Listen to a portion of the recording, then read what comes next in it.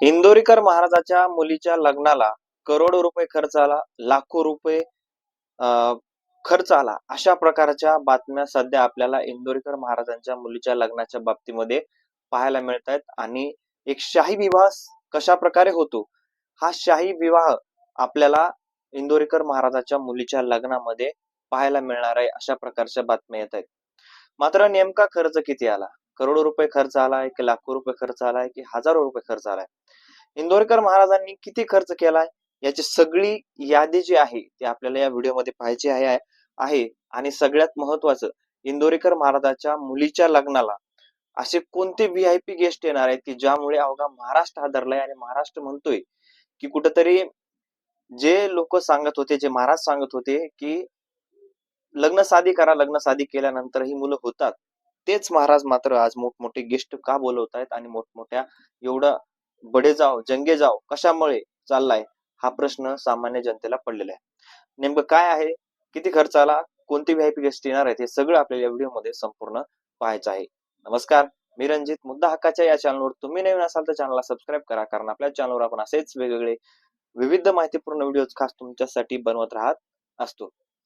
मंडळी, सगळ्यात महत्वाचा प्रश्न म्हणजे सुरुवातीला संगमनेर या परिसरामध्ये, तालुक्यामध्ये गुंजनवाडी हा एक परिसर आहे आणि या गुंजनवाडीमध्ये इंदोरीकर महाराजाच्या मुलीचं लग्न होणार आहे. चिरंजीव साहिल या व्यक्तीसोबत. साहिल बिझनेसमॅन आहे आणि त्याच्याकडे भरपूर अशा स्वतःच्या मालकीच्या गाड्या आहेत, फोर व्हीलर गाड्या आहेत आणि त्याचा एक मोठा व्यवसाय आहे. आणि हा व्यवसाय करत असताना इंदोरीकर महाराजांनी त्याची सोयरी तिथं जुळवून त्यांच्या मुलीचं जे काही आहे त्यांच्यासोबत लग्न जुळवलेलं आहे. आणि आज लग्न पार पडणार आहे संध्याकाळी. आणि यासाठी एक व्हीआयपी गेस्टची यादी तुम्हाला सुरुवातीला सांगतो. सगळ्यात व्हीआयपी, हायेस्ट व्हीआयपी गेस्ट जर म्हटलं तर महाराष्ट्राचे मुख्यमंत्री श्री देवेंद्र फडणवीस येणार आहेत. त्यानंतर उपमुख्यमंत्री एकनाथ शिंदे येणार आहेत. आणि त्यानंतर एक सगळ्यात महत्वाचं नाव सुनेत्रा पवार या सुद्धा या लग्नाला उपस्थित राहणार आहेत.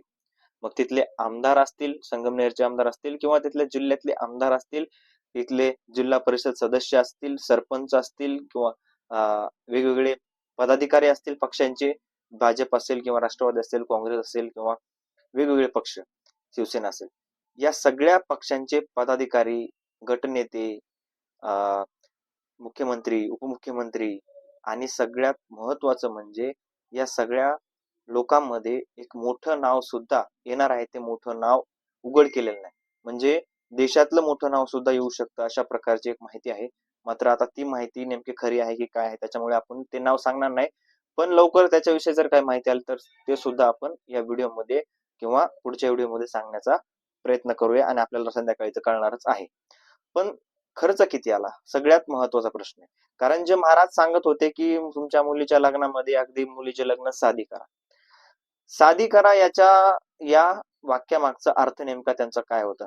तर या वाक्यामागचा अर्थ आधी स्पष्ट केलेला आहे त्यांनी की ज्या लोकांकडे, म्हणजे जे सामान्य लोक आहेत, त्या सामान्य लोकांकडे पैसे नसतात, कुठंतरी कर्ज काढून कोणाचं तरी पैसे व्याजाने घेऊन ते लग्न करतात. पण हे चुकीचं आहे.